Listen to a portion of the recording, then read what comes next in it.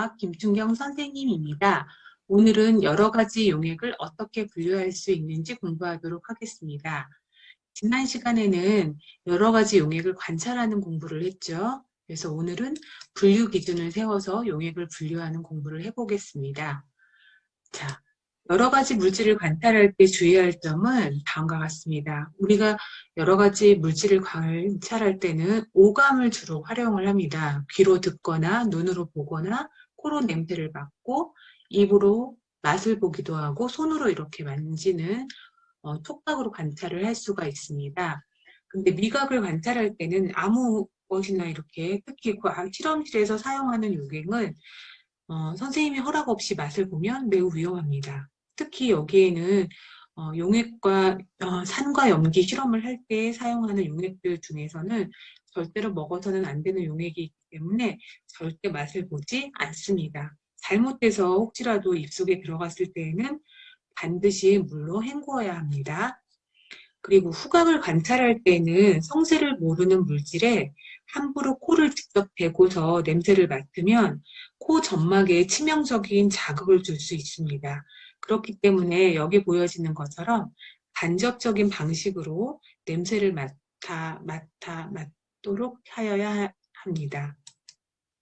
그 다음에 염산이라든지 아니면 묽은 수산화 나트륨 같은 경우에는 피부나 옷을 손상시킬 수도 있습니다. 그리고 또 독성이 있는 물질 같은 경우에는 화상을 입을 수도 있기 때문에 절대 만지지 않습니다. 또 그냥 눈으로 봤을 때 온도를 알 수 없는 것들도 있습니다. 그래서 온도를 모르는 물질 같은 것도 함부로 만지지 않습니다. 그리고 시각으로 관찰을 할 때에는 관찰하는 도중에 잘못해서 액체라든지 가루물질 같은 것이 들어갈 수도 있기 때문에 눈에 반드시 보안경을 착용하여야 합니다. 그리고 이렇게 그 용액의 색깔을 관찰할 때에는 주변에 있는 물질 때문에 잘 보이지 않는 경우가 있습니다. 그래서 용액의 뒷부분에 흰 종이를 대고 관찰을 하도록 하여야 됩니다. 그리고 이제 태양이나 레이저빛 같이 강한 빛을 관찰할 때가 있어요. 여러분들 6학년에 가면 그런 것을 관찰을 하는데 이럴 때는 그냥 눈으로 관찰을 하면 시력이 손상될 수가 있어요. 이럴 때는 시각보호 장비를 꼭 착용한 후에 관찰을 하도록 합니다. 지난 시간에 설탕물, 오렌지 주스, 소금물을 한번 비교를 해보았죠. 그래서 지난 시간에는 이런 것을 관찰을 했다면 오늘은 다양한 분류 기준을 세워서 용액을 분류하도록 하겠습니다. 그럼 분류하기 전에 먼저 필요한 실험 도구를 알아보도록 하겠습니다. 이것은 스포이트라는 거고요. 그 다음에 이것은 눈에 쓰는 보안경. 지금 여기 24개의 홈판은 지시약을 이용해서 여러분들이 용액을 분류할 때 쓰는 도구입니다. 24개의 홈이 빠져 있어서 24개 홈판이라고 하고요. 여기 있는 것은 점적병이라고 합니다. 자, 그러면은 여러분들 어떻게 그 관찰을 하는지 영상을 한번 보도록 할게요.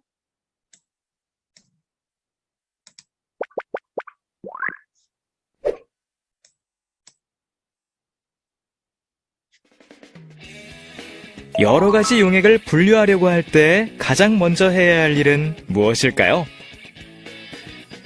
바로 용액을 관찰하여 공통점과 차이점을 찾는 것인데요.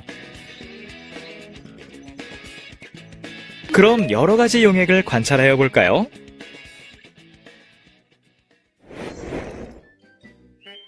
식초는 투명하고 연한 노란색을 띱니다. 그리고 흔들어 보아도 거품이 유지되지 않네요. 한편 빨래 비누물은 불투명하며 하얀색을 띄어요. 흔들어 보니 거품이 생겨 3초 이상 유지가 됩니다. 이러한 방법으로 여러 가지 용액의 색깔, 투명한 정도 등의 성질을 관찰하고 관찰한 특징을 바탕으로 용액을 효과적으로 분류할 수 있는 기준을 세워봅니다. 용액을 분류할 수 있는 기준으로는 투명한가, 색깔이 있는가, 흔들었을 때 거품이 3초 이상 유지되는가 등으로 정할 수 있겠네요. 자, 그럼 분류 기준에 따라 여러 가지 용액을 분류해 볼까요? 먼저 투명한 것과 투명하지 않은 것으로 분류하면 투명한 것은 식초, 유리세정제, 사이다, 석회수, 묽은 염산, 묽은 수산화나트륨 용액이고요. 투명하지 않은 것은 레몬즙과 빨래비누 물입니다. 그 다음 색깔이 있는 것과 색깔이 없는 것으로 분류하면 색깔이 있는 것으로는 식초, 레몬즙, 유리세정제, 빨래비누 물이 있고 색깔이 없는 것으로는 사이다, 석회수, 묽은 염산, 묽은 수산화나트륨 용액이 있어요. 용액을 흔들었을 때 거품이 3초 이상 유지되는 것과 유지되지 않는 것으로 분류하면 거품이 유지되는 것은 유리세정제, 빨래비누물이고요. 거품이 유지되지 않는 것은 식초, 레몬즙, 사이다, 석회수, 묽은 염산, 묽은 수산화나트륨 용액입니다. 지금까지 여러 가지 용액을 눈으로 관찰할 수 있는 투명한 정도, 색깔, 거품이 유지되는 정도 등 겉보기 성질을 기준으로 분류해 보았는데요. 만약 분류하려고 하는 용액들이 모두 무색 투명하다면 눈에 보이는 성질이 모두 비슷하기 때문에 겉보기 성질만으로는 용액을 분류하기가 어려워진답니다. 그래서 이런 경우에는 다음 시간에 이제 다른 지시약을 사용해서 용액을 분류하기도 합니다.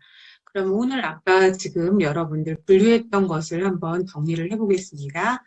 자, 여러 가지 이렇게 섞여 있는 여러 가지 용액들이 있었죠. 그럼 이 용액들 중에서 자, 선생님이 분류를 해보겠습니다. 자, 이런 특징을 바탕으로 해서 분류 기준을 한번 만들어 보도록 할게요. 그 다음에 이것에 따라서 여러분들 지난 시간에 이렇게 필원관찰 책에다가 이런 여러 가지 용액에 대한 특징을 정리를 했을 거예요.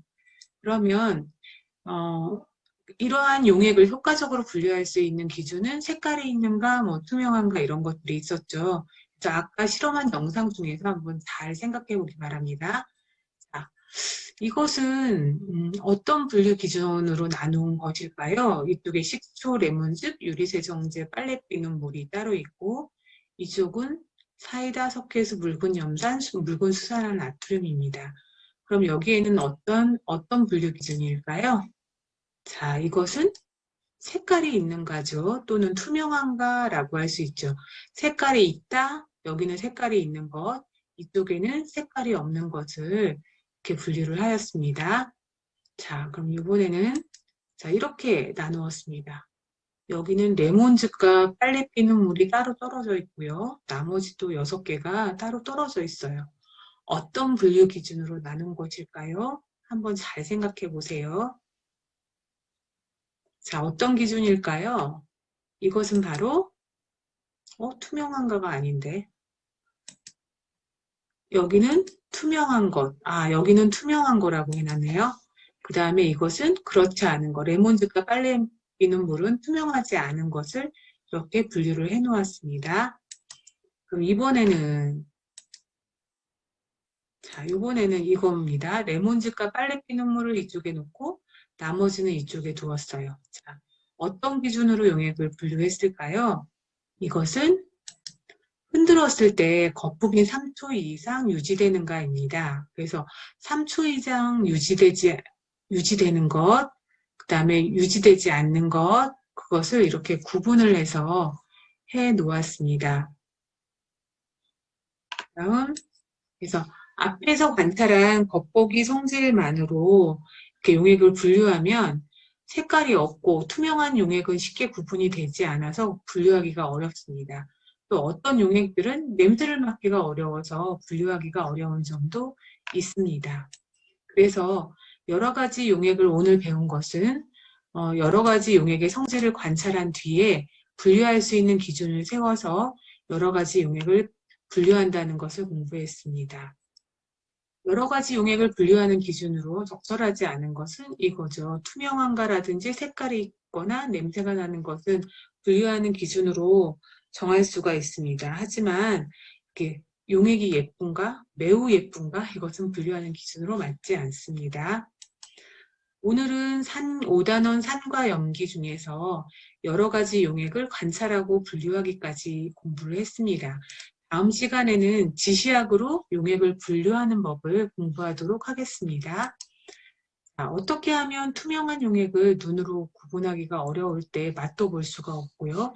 이럴 때에는 어떻게 분류를 하는지 공부를 하도록 할게요. 다음 시간에 또 만납시다.